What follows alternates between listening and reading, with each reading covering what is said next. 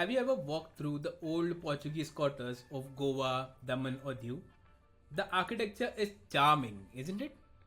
Whitewashed churches, colonial balconies, tiled roofs. हाँ आकाश, सब कुछ बहुत सुंदर लगता है देखने में, लेकिन क्या हमें पता है कि इन खूबसूरत इमारतों के पीछे एक ऐसी कहानी छुपी है जो काफी दर्दनाक है।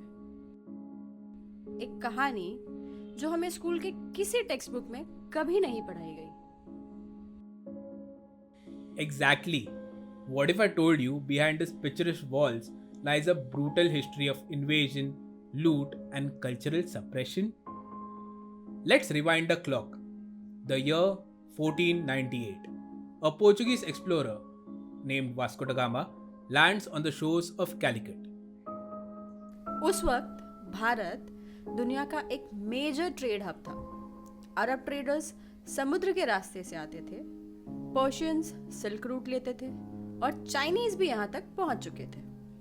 और सबको चाहिए था भारतीय मसाले। ये स्पाइसेस यूरोप में इतने महंगे बिकते थे कि लोग इनके लिए सफर में जान दांव पर लगा देते थे। Europe was addicted to Indian spices, cardamom, pepper, cinnamon, but they were tired of buying them from the Arab merchants.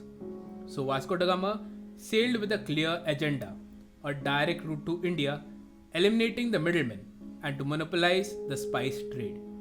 He wasn't just an explorer, he was an agent of empire. और फिर शुरू हुआ सिलसिला लूट का।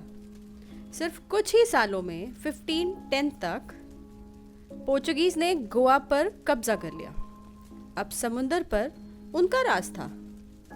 हमारे ही समुंदर से हमारे ही व्यापारी ट्रेड नहीं कर सकते थे बिना उनकी परमिशन के। ऊपर से टैक्स भी लगाए गए हमारे लोगों पर। Can you believe it?